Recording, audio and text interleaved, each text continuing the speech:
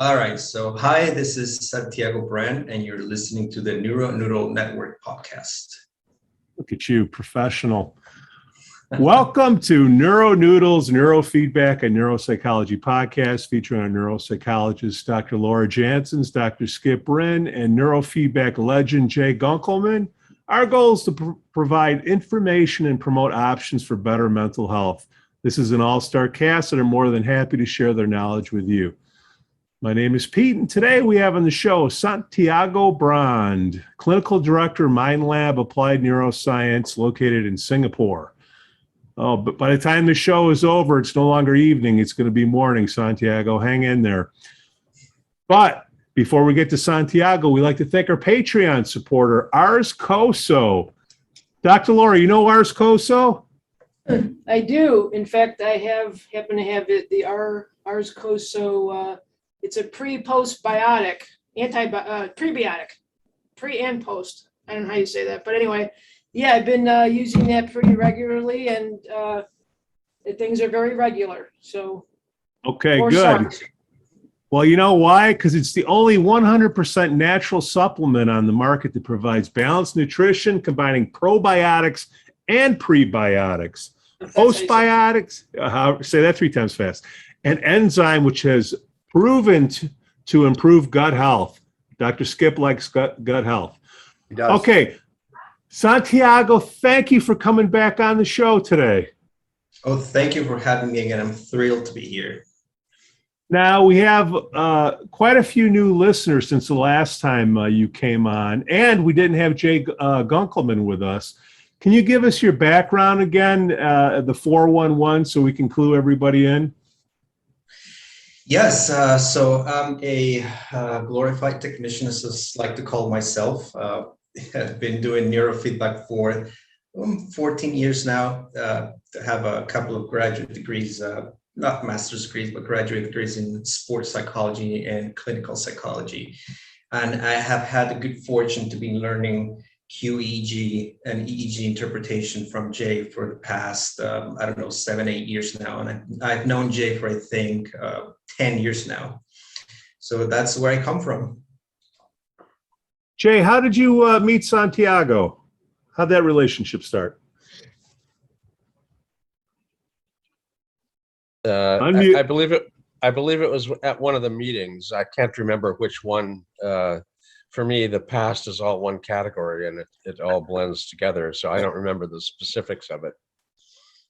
So, but he's an earnest student, and he's tried extremely hard to learn the art of the science of EEG, and it's very difficult, and it takes a long period of time of pattern recognition, and he's put in the effort to actually learn that, and it's not easy.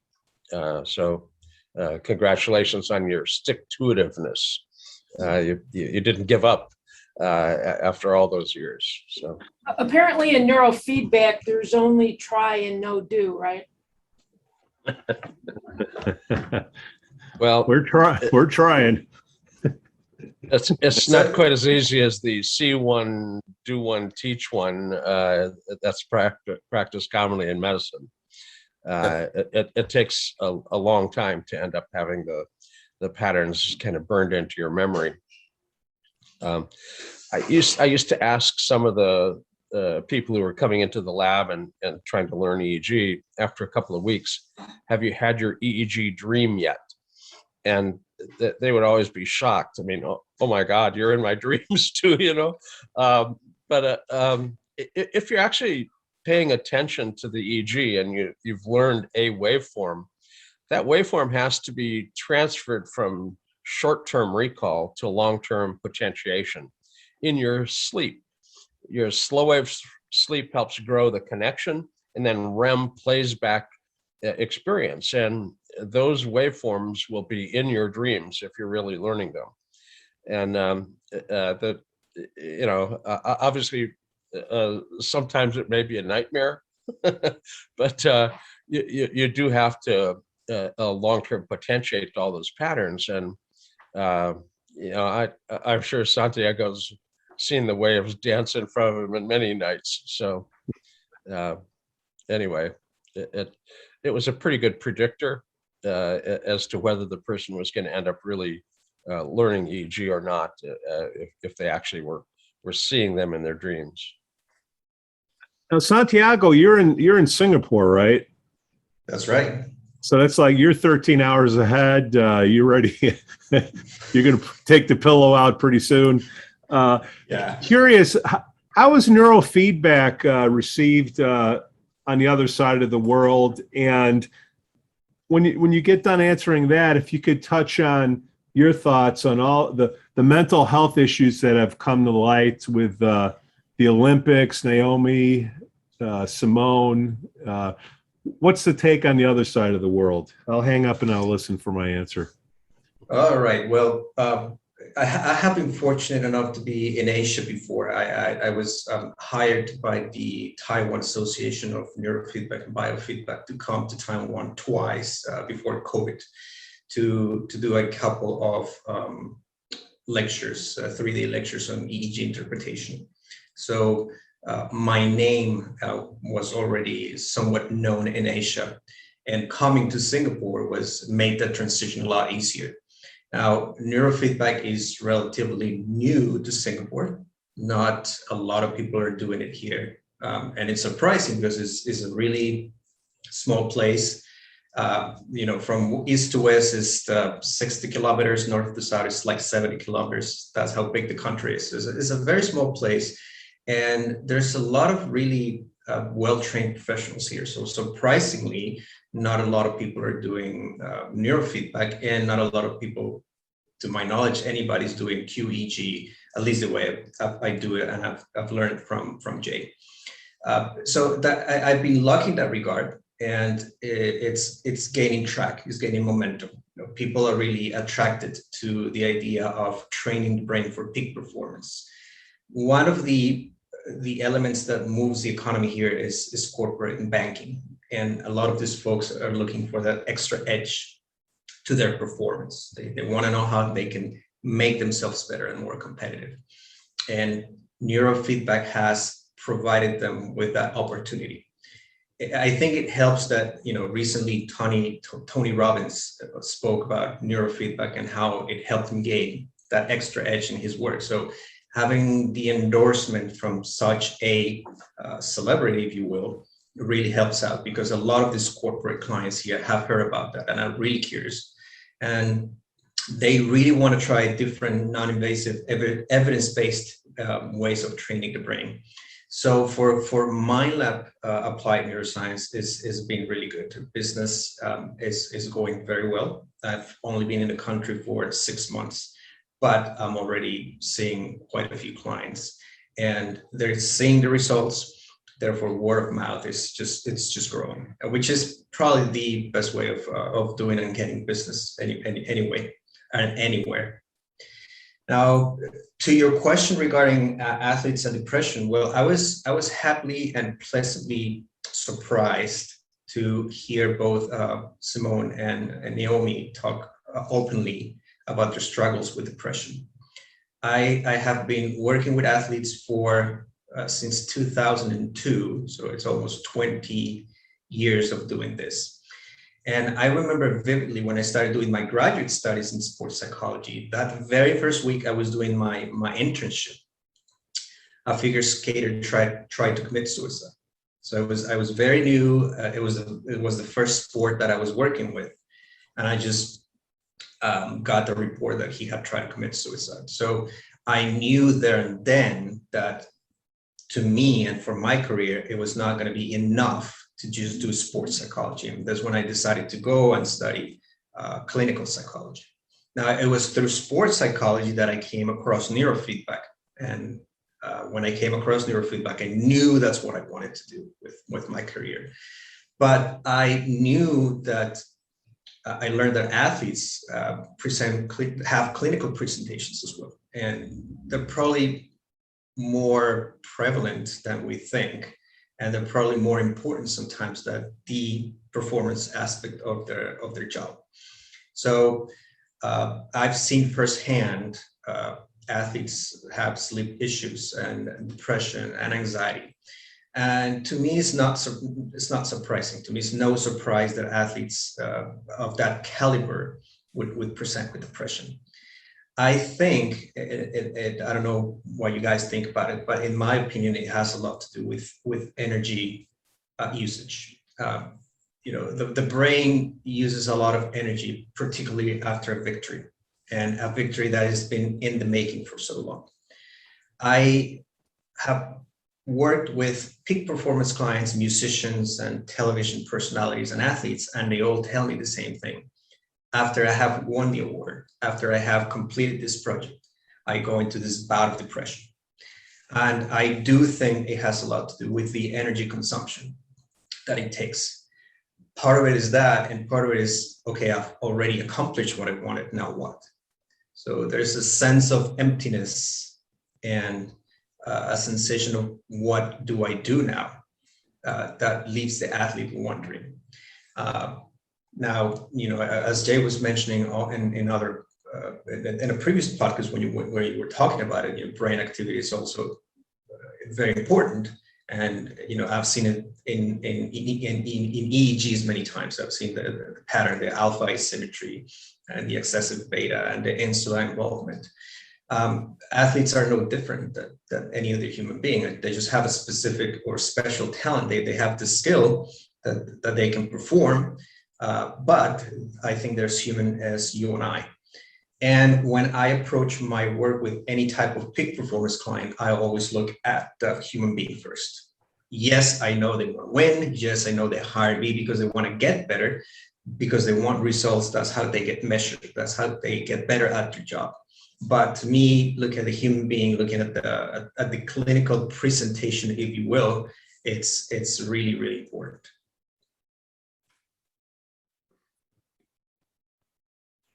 Now, was it Simone that had the problem in Japan where she couldn't get, was it Adderall?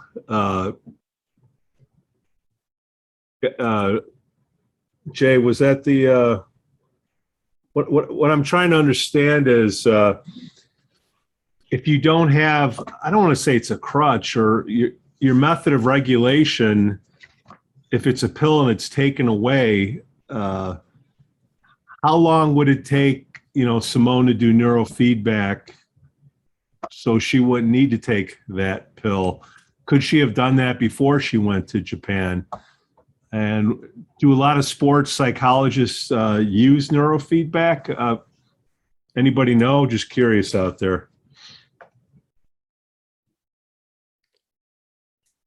I'm not aware of that, Pete. I did have a question for Santiago, although I think there's a couple on the table for him already.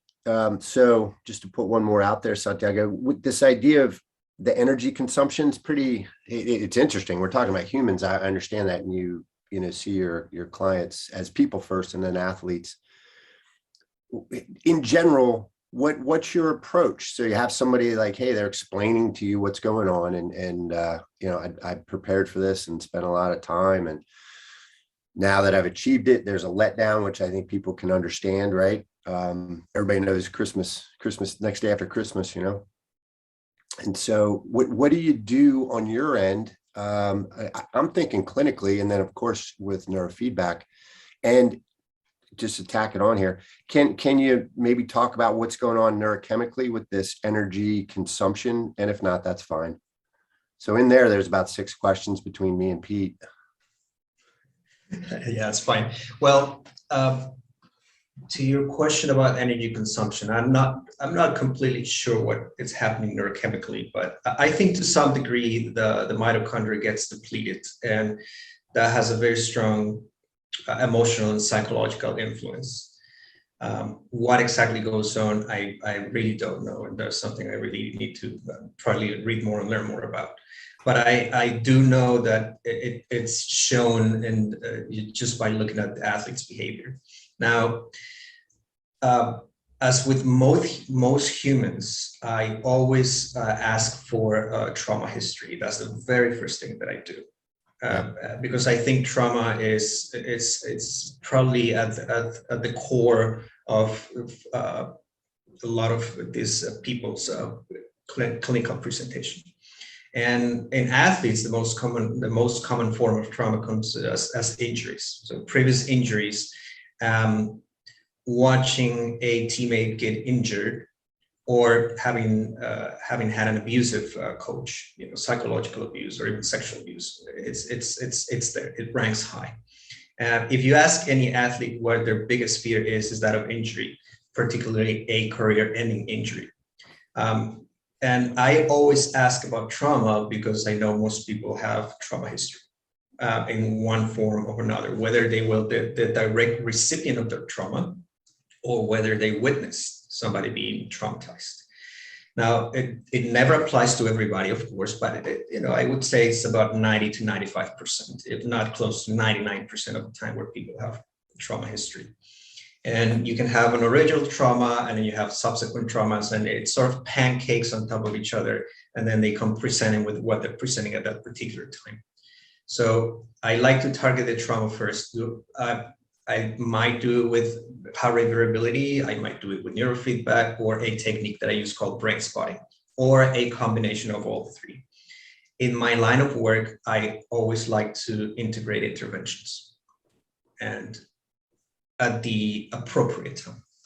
Heart rate variability primes the brain for that flexibility and that resilience. And once you have created that flexibility and that resilience, then you can start doing some neurofeedback, which then enhances that plasticity even further. And Brainspotting I find to be a very interesting technique, because I find that it really goes to the core of the problem, and it helps channel the sequelae of those traumatic experiences, particularly in a physical way. Brainspotting is a technique that does not involve a lot of talking. It involves the felt sense.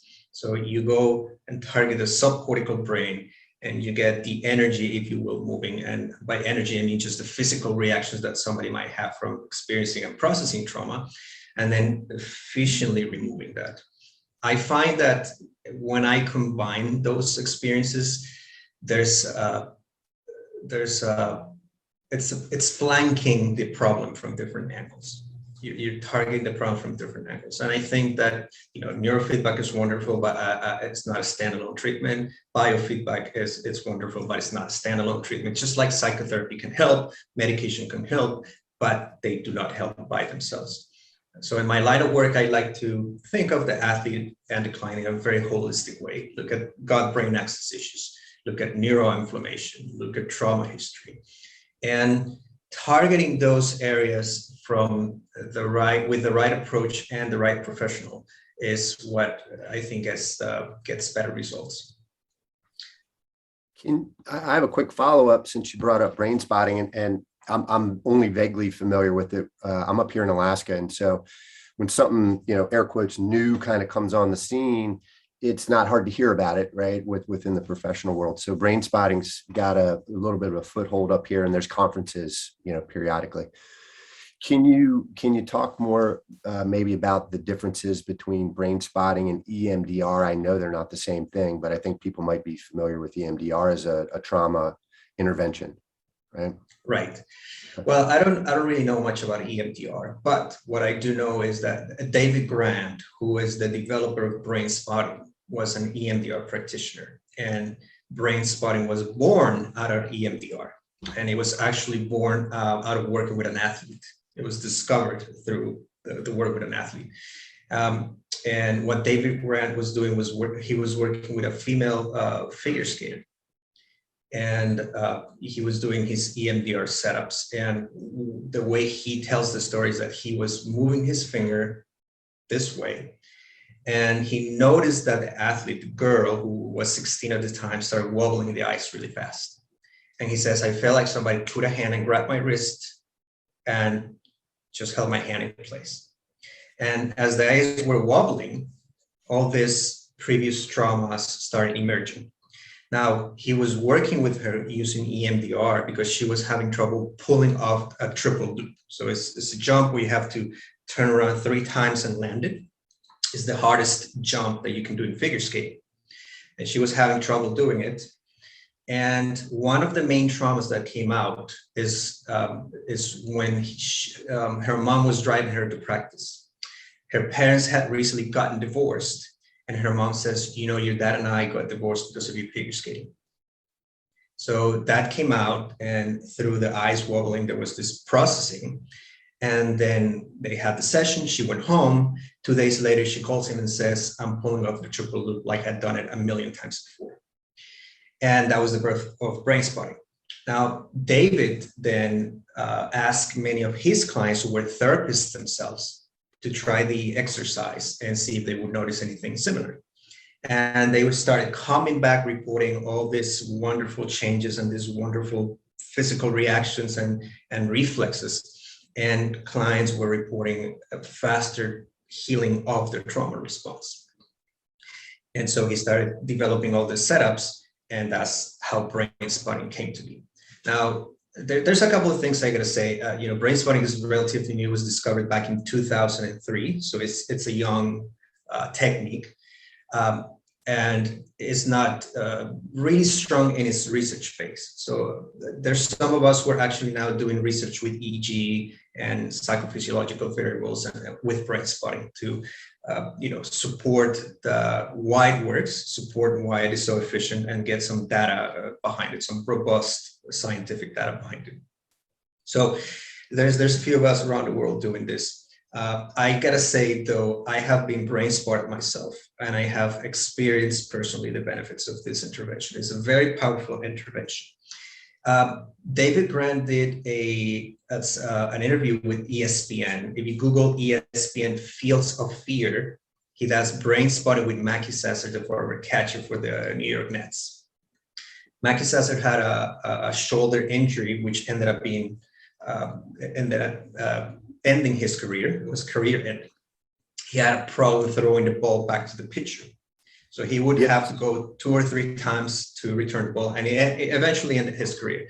And during the documentary, David Grant does explain what Brainspotting is and starts doing Brainspotting with Mackey Sasser. So, and during the Brainspotting sessions, all this trauma starts emerging to the point where Mackey Sasser, now retired, can throw the ball back efficiently without thinking about it. So we know there's something to it. I have experienced the efficacy myself. I have experienced the power of Brainspotting myself. Now, one of my goals is to scientifically back it up, because one of the disadvantages that Brainspotting has with respect to EMDR is that EMDR has good EEG data and MRI data behind it. So we need to be more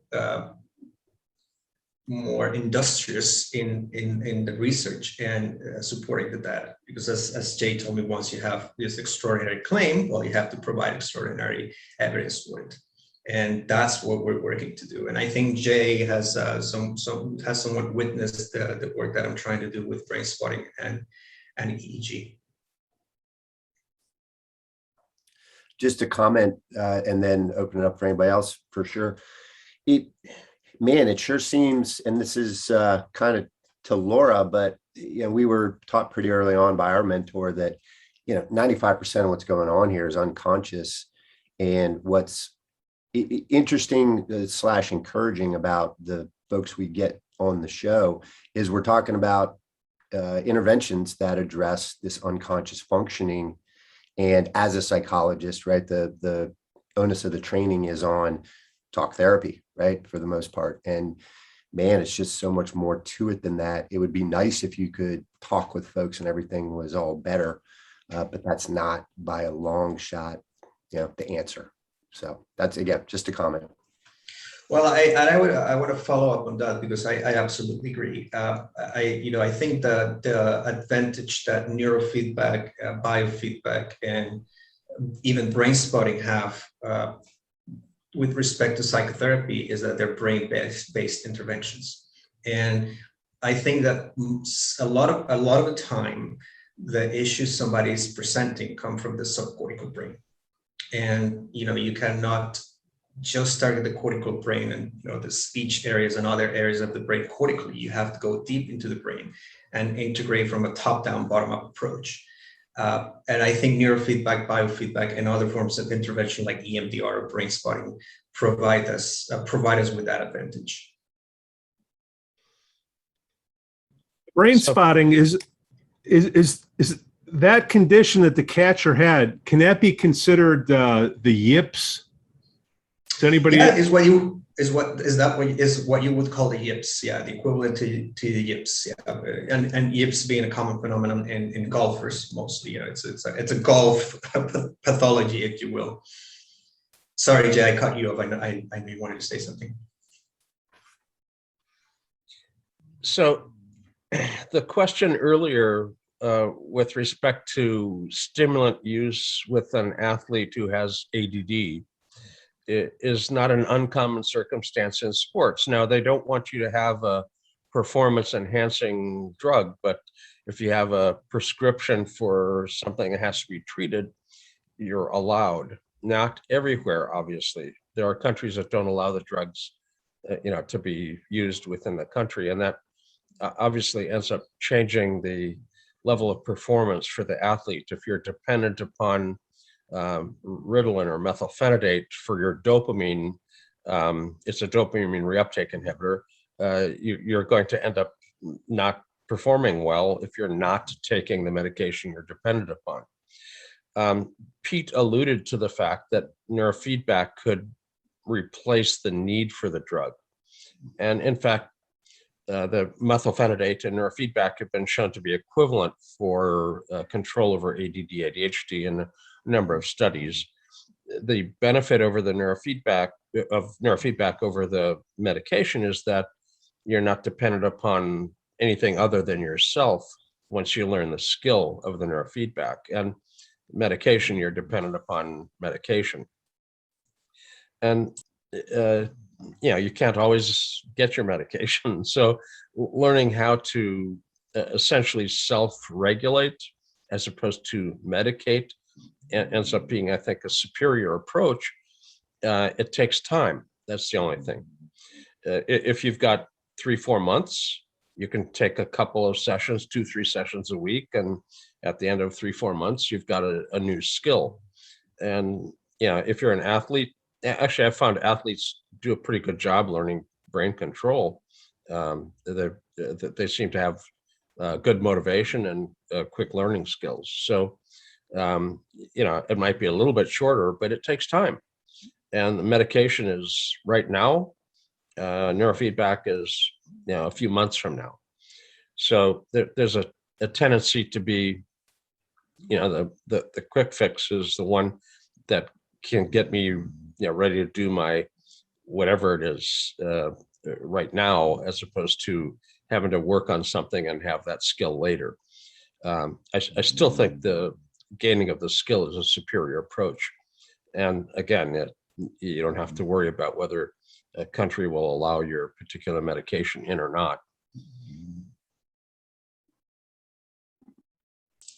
Now, adding to what Jay is saying regarding the medication, I have noticed that peak performers, particularly athletes, tend to be quite superstitious. Some of them tend to be quite superstitious.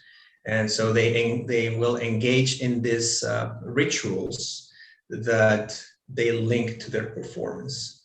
And if they don't perform these rituals, they think they're not going to do well. And sometimes medication becomes a part of those rituals.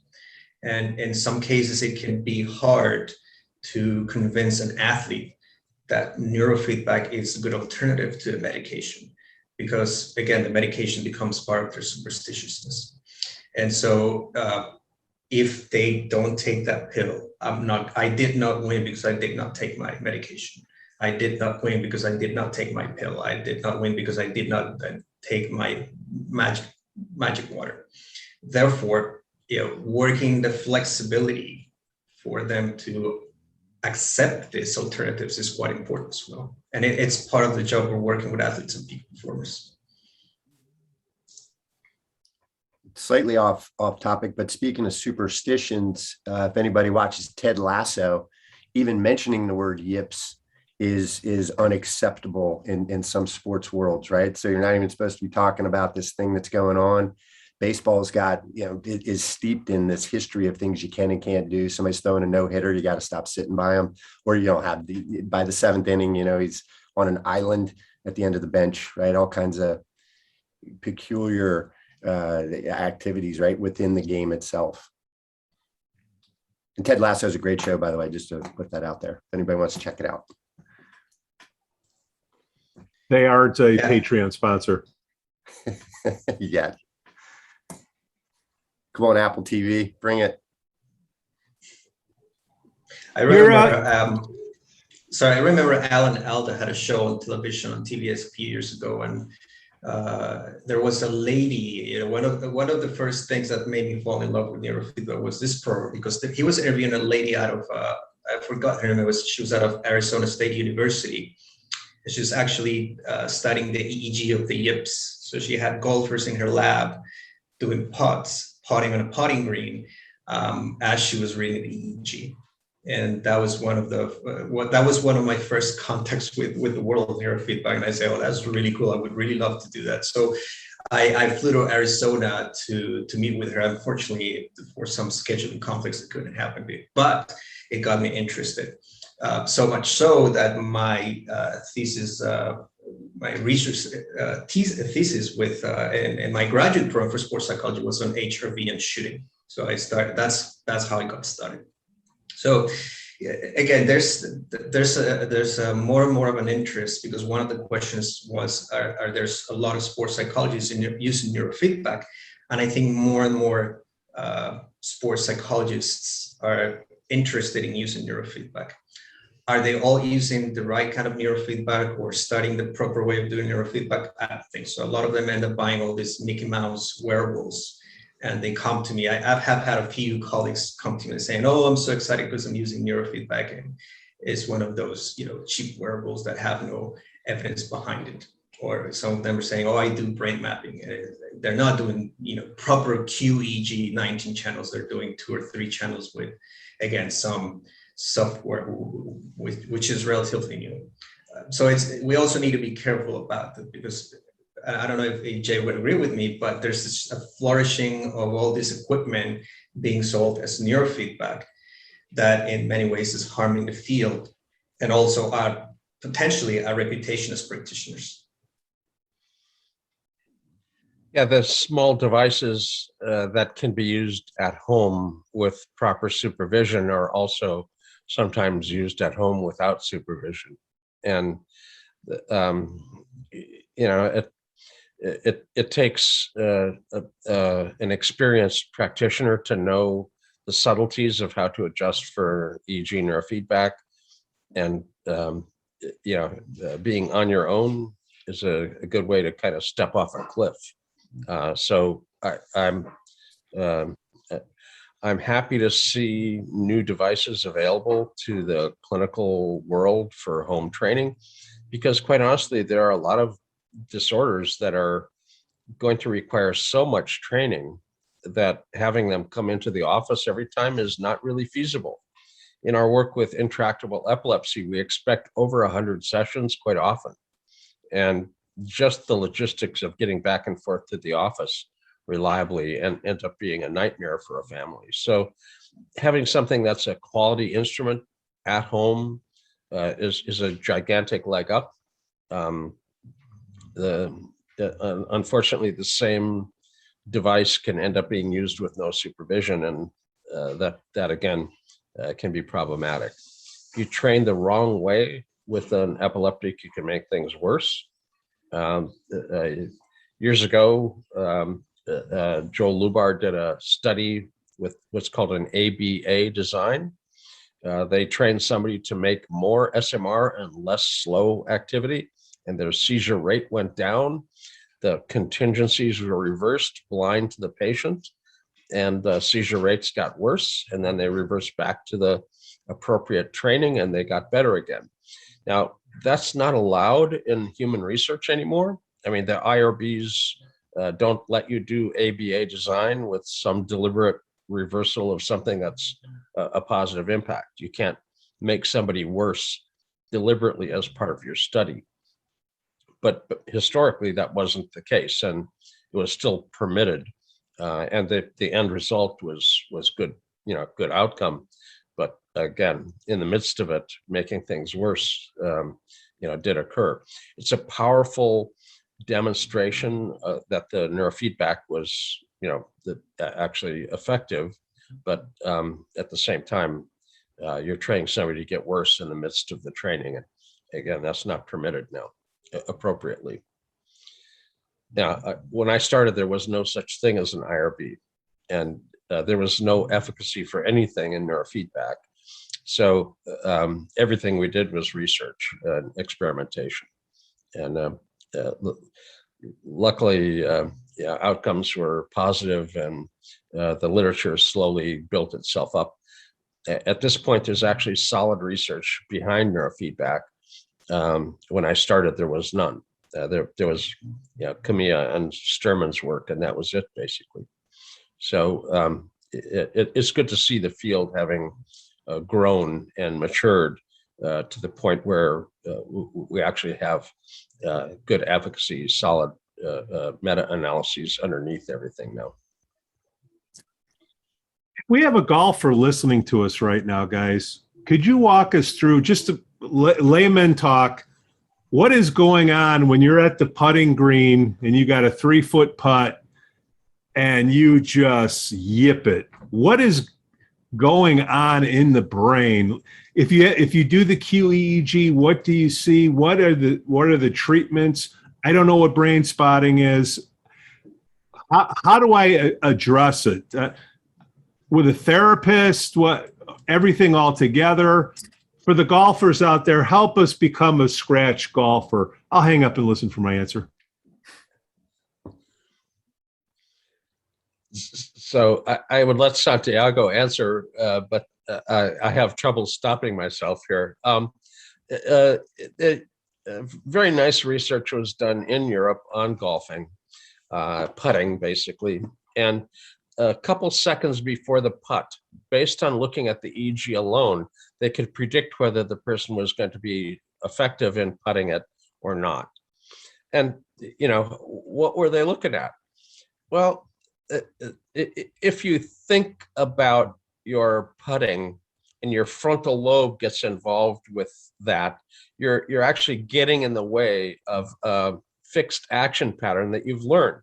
If you really know what you're doing, and you know how to putt well, if you think about what you're doing, you're going to step on it in a bad way. It gets, your frontal lobe is responsible for the motor regulation of the putt, but it's also entangled with emotion and attention and distraction. And if it's not right frontally, the overlearned action of the putt will be blown.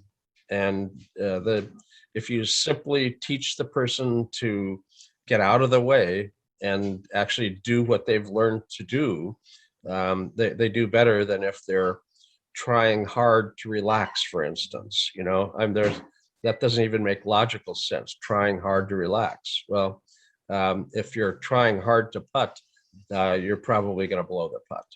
And again, being able to predict effectively ahead of time. Now, the good thing about that is that golfers don't mind spending $1,000 to improve their game by two strokes. So there's a market out there for neurofeedback people for helping golfers improve their game, and there's a lot of golfers. There's a lot of duffers, but there's a lot of golfers. So, it's a huge market. Dr. Laura? Yeah, I'll jump in. I don't follow a lot of sports, so I don't have much to add to the conversations with the sports, but I am a musician myself, and I was practicing this. I practice every morning. I was doing some scales. And there's this Yngwie, I don't even know how to say his name either, but Yngwie Malmsteen. He's a shredder. And I was practicing one of his scales. And what Jay's talking about reminds me of like the frontal striatal loops, like the front part of your brain is looped in with your reward centers, and that's how you learn, and there's a conscious component to it. And like Skip was talking about earlier, and I think we were all talking about this earlier, that the implicit learning, so much of what's going on when we're trying to learn is subcortical, and there's actually a corticocerebellar loop. So the cortex loops into your cerebellum. Cerebellum's a structure in the back of your brain, known as the supervisor of what you're doing. It predicts what you're doing. And this is a quote from somebody else, because again, I'm not that much into sports, but the batter starts swinging before the pitcher's ball leaves his hand, right? So there's some anticipation happening that's subconscious, that you've swung the bat so many times. The cerebellum's a part of your brain that has you predict where it's going before you even know the ball's coming at you. So anyway, back to my practice this morning. So I'm practicing these pretty quick scales on the guitar. And every time I would make the mistake, there was a difficult part in the passage, and I keep making the same stupid mistake, and I'm mad at myself. And so all of that plays in, I'm sure, to what you're talking about with the yips. You're mad, and damn it, why can't I do this right? Certainly a conscious component to that. But what was unconscious about it, and this has been pointed out to me many times by my music mentors, is that what your brain is doing, it's anticipating like the fourth step before you're even at the second step. So you're anticipating what's because it's going by so quickly. My hand has to go very quickly. And so the brain is thinking about 2 steps ahead before I'm here. So I wonder with the golf, in maybe what you guys are talking about with the yips, is this predictive part of the brain, again, the part of the brain that has the bat swinging before the ball leaves a pitcher's hand, that you're anticipating where it's going. That's certainly what happens when I'm playing guitars. I have to anticipate these because I keep hitting the same roadblock every time, and I'm always and the mistake I make, I can look at the mistake and go, oh, that's because I was 3 steps ahead and not where I needed to be. So back to what we're talking about with neurofeedback, but I wonder, I think Jay had mentioned before skepticism, or he has some research or experience saying that the cerebellum can't be trained with neurofeedback, but it seems like that's one of the structures, in addition to the frontal lobe, things we want to work on, I wonder what Santiago and Jay would have to say about that with the cerebellum involvement. In fact, the cerebellum doesn't make externally visible EEG. It's a monopole. Mm-hmm. But all you have to do is tap into the network that the cerebellum is interacting with to end up interacting with the cerebellum. Mm-hmm. The cerebellum is very tightly intertwined with the basal ganglia, which are involved with a lot of things other than just movement. Historically, cerebellum was just smoothing movements and keeping you from overshooting what you're reaching for and things like that. But the cerebellum is also involved in other frontal functions, emotion and attention. So it's been undervalued, I believe, across time.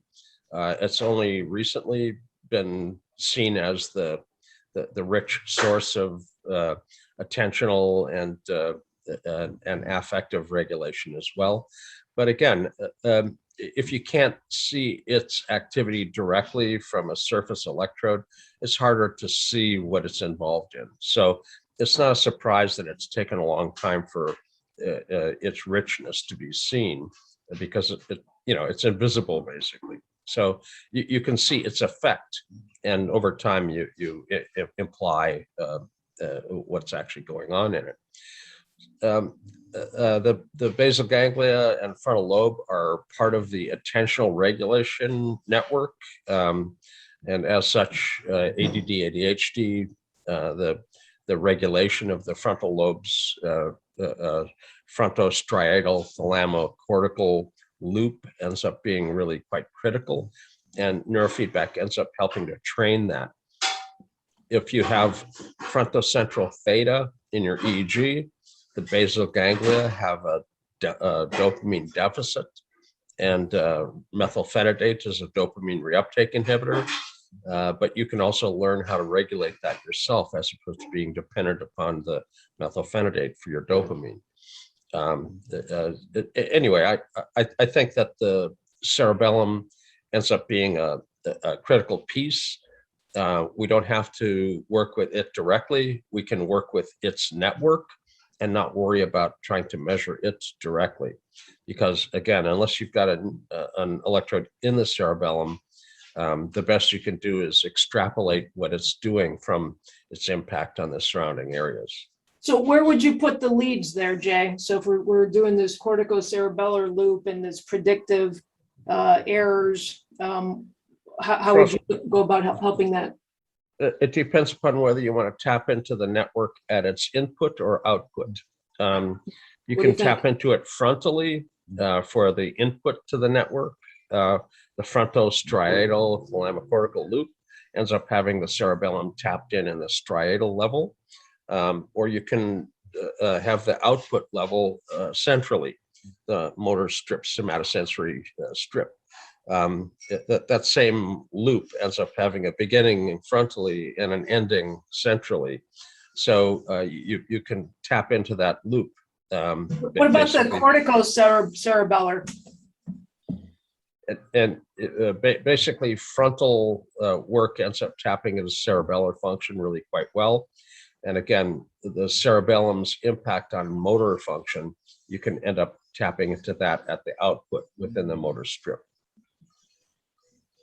That, you know, a lot of people end up overemphasizing a spot when in fact the brain works in networks, and you don't have to tap into the specific spot. You simply have to tap into the network that's involved. So, you know, again, for motor regulation, frontal lobe initiates and the motor strip executes. So you can tap in at the initiation or the execution end of that loop. It's hard to tap into the striatum unless you got an electrode down in there, but you can tap into that loop. And you know, it's lucky that we don't have to tap into everything directly because a thalamocortical column is only 2 to 4 millimeters in size at the tip of the column. We'd have thousands of electrodes if we had to be very specific.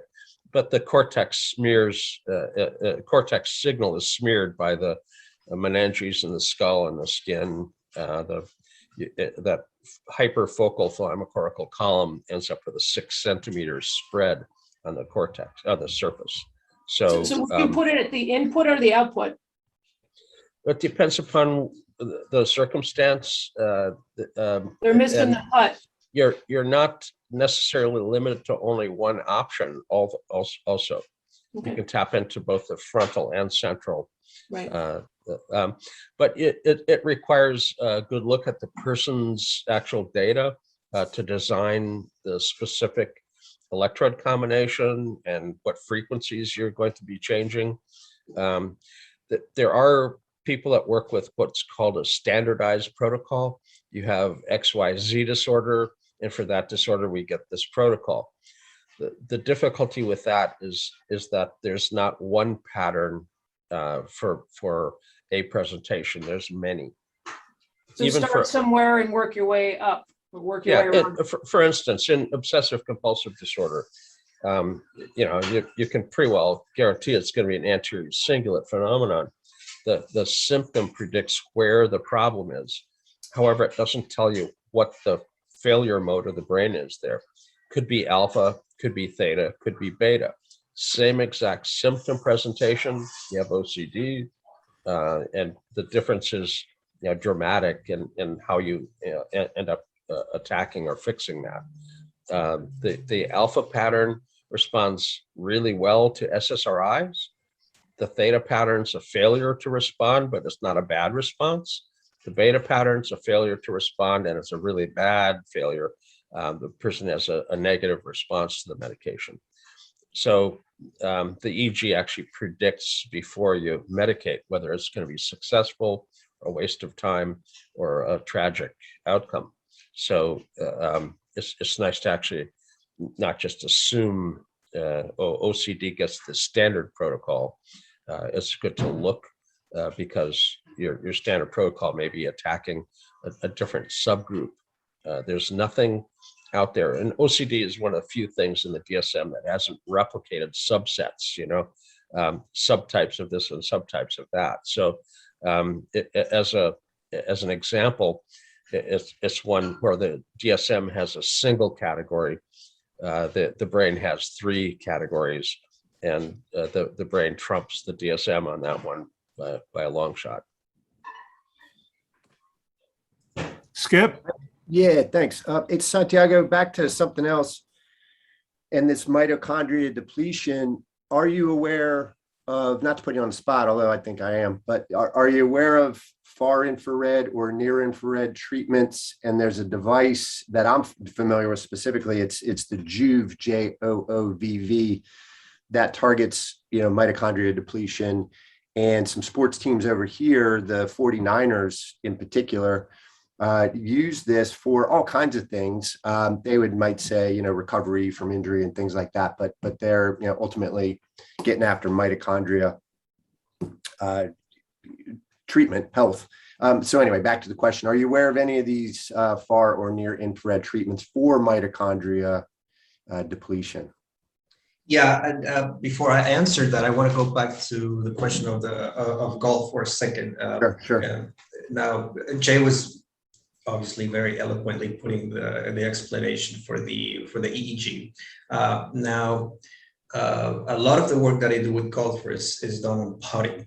And the reason why I do is because putting is what wins you tournaments. That's what wins you the game. It's your short game. You can be a really long driver and have good Irish shots, but it's on the putting green that you really win tournaments. And a lot of the work that I do is with respiration and heart rate variability, particularly heart rate deceleration. And what I teach the golfers is to putt in between heartbeats, just like they teach sharpshooter snipers to shoot in between, fire in between heartbeats. I do that with golfers.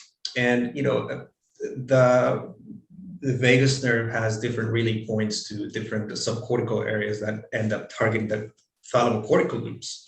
So it's a good bottom-up approach to also teaching the brain to get into a specific pattern and just via lots of repetition, get that pattern going. Now, what I have to say is that if you're a sports psychologist, if you want to work with athletes, you need to take these measurements onto the field. So you need to get out of the lab and go do it at the driving range or the putting green with your golfer, because you have to measure in conditions that are closely related to what they do on a day-to-day basis. The lab is one thing, doing it out there with wind and rain and crowds and sun and people are heckling you and your opponents next to you is a different thing. So anytime you work with an athlete, you need to go to the golf course, to the tennis court, to the soccer pitch. You need to take it out there. But I have found that decelerating the heart rate really helps a lot. When I first started doing sports psychology, what they taught us was, if you get a certain level of activation, meaning you raise the heart rate, if you increase it, you speed it up, you're going to get better performance. But what I found with the work that I did with the shooters was that they were decelerating their heart rate and they were shooting better when they were doing that. So I then took that to the putting green, and I was finding the same thing. That before the execution, and as execution is successful as they sink in the putt, there's a deceleration previously of heart rate. And teaching the golfer to identify that precise moment in between heartbeats, when to do it, it's key. And like Jay was saying, everybody's different. So everybody has a different range where they do that. And they also have a different specific moment where they do that. To find that, you need lots of repeated measures. So you need to go out there and just like learning the EEG, you have to look at EEG after EEG after EEG. You have to do hundreds, if not thousands of putts before you start getting it right. And it takes time. I see a lot of sports psychologists who are new to neurofeedback, who are recently implementing neurofeedback, make the mistake of using it right before a competition without previous experience. and they go on, have the athlete do heart rate variability, and they relax him way too much. They throw them to parasympathetic dominance, and then the athlete is too relaxed and they perform poorly. Well, obviously the athlete doesn't want to work with the sports psychologist again, and they don't want to hear about biofeedback or neurofeedback. When you work with these interventions, you need to work on, to me, it's very important to start in the off season, because you need to get them familiarized with the technique. You need to get familiarized with the process. And while athletes tend to learn faster, well, it takes time for them to learn too. So it's very important to say that. Now, to our advantage, Bryson Dechambeau, who is the #5 golfer in the world, has openly spoken about his work with neurofeedback. If you go to YouTube and Google Bryson Dechambeau neurofeedback, there's a press conference where he explains brainwaves and the EEG. So he's done his homework, and the person who's working with him has done a really good job in explaining to him what it's all about. And he now endorses that. So having the #5 golfer in the world, Ryder Cup player, to speak about neurofeedback is really important to us. Now, to your question about gadgets for infrared, I don't really know about specifics. The ones I have, the one that I'm using right now is called the Vilight. Yeah. And I'm learning more and more on the premise of that, and one of those is just fitting mitochondria. But I know there's many other options out there, and I have had colleagues tell me different names, different brands. I guess one of the most important things in terms of these devices is to look at the data supporting them, or the research supporting them. But I do know that photobiomodulation and infrared technologies are being researched and used more and more for this mitochondrial depletion. Not only for brain training or brain recovery, even for injury recovery. And that's something that physical therapists are also incorporating more and more. But since I do a lot more work with individual athletes as opposed to sports teams and sports organizations, I really don't know specifically what equipment they're using. I do know it's being researched and used more frequently right now. Thanks. There's a brand new device that's just now hitting the market. The Korean group, iSync Brain, created an iSync Wave, which is a helmet that's got dry sensor EEG 19 electrodes in it, and it expands and contracts to fit the head. And the mechanics in the helmet basically adjust the electrodes proportionate to the size of the head, so it maintains the proper 1020 system placements. Each electrode also has a photobiomodulation, which is programmable. So there are a lot of people with a lot of investment into the photobiomodulation approach. There's a lot of new devices. Sense AI has photobiomodulation built into their small headset. It's not 19 electrodes, but it's also a photobiomodulation added into EEG. So there's a lot of devices coming out. Vialight's been around for quite a while and has done some small studies.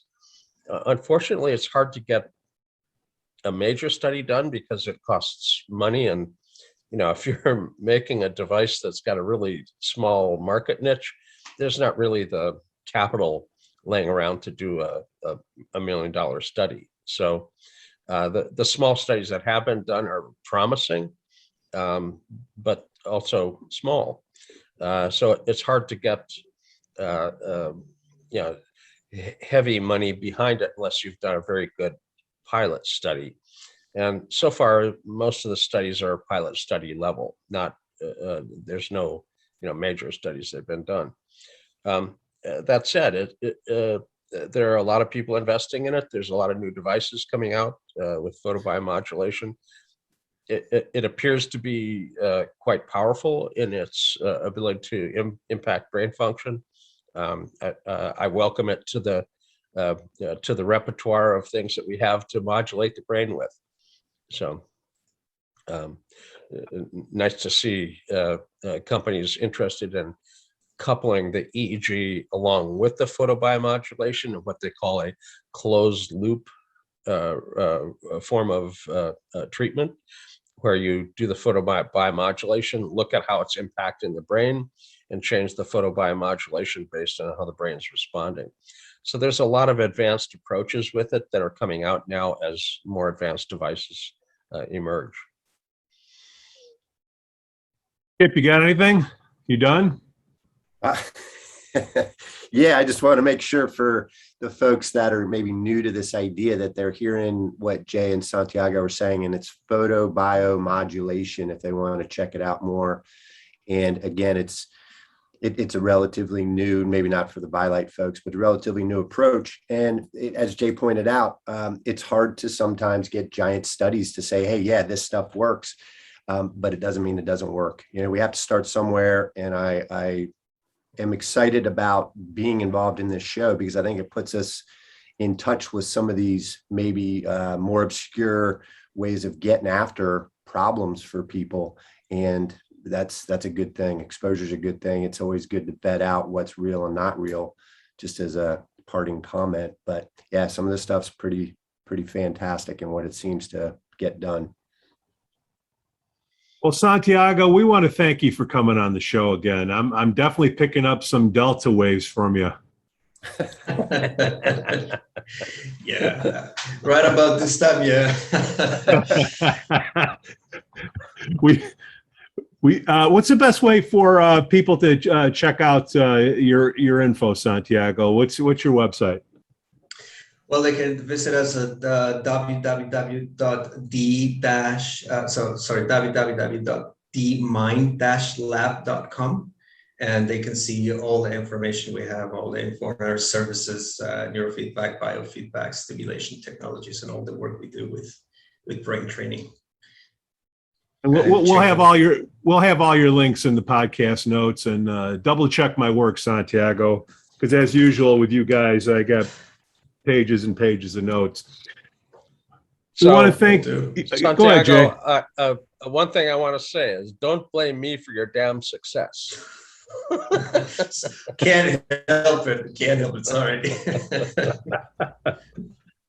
All right. We thank you all for listening to NeuroNoodle's Neurofeedback and Neuropsychology podcast. Again, we like to thank our Patreon supporters like Ars Coso. It's the only 100% natural supplement on the market that gives balanced nutrition, combining probiotics and prebiotics, plus postbiotics and enzymes, say that 3 times fast, which is proven to improve gut health. Right, Dr. Skip? Absolutely. The contact info for everyone is located in the podcast notes below. Do you have an idea for a topic? Please email pete@neuronoodle.com or leave us a voicemail with the link in the podcast notes. Please give us 5 stars on Apple Podcasts and subscribe to our YouTube channel. If they can't hear us, we can help them. Hey, if you really like us, buy us a coffee on Patreon/NeuroNoodle. Cue the music. Thanks, guys. Thanks, Santiago. You're a trooper, man. Thanks, Santiago. Thanks for having me. Really excited to be here again. It's good to see you. Good to see you, Santiago. Good to Get see some you, Jay. sleep. Bye-bye. Get some sleep. Hit that pillow, buddy. Will do.